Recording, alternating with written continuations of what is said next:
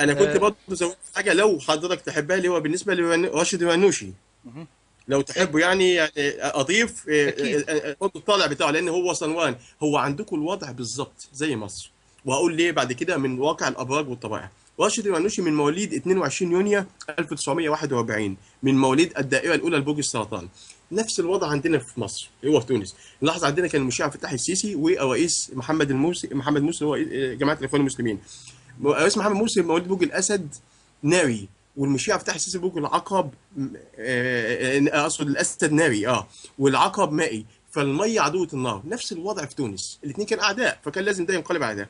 بالنسبه لراشد الرنوشي فهم مواليد الدايره الاولى برج السرطان مائي، والباجي قائد السبسي من مواليد برج القوس ناري، فلازم يكونوا اعداء.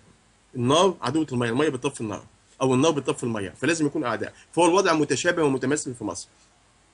الفترة القادمة خاصة لراشد الرنوشي، خاصة بعد منتصف الشهر القادم اللي هو بعد منتصف شهر 11، وبناء على تحولات كوكبية معينة، فهي الأكثر صعوبة لرنوشي لدخول كوكب المريخ برج العذراء.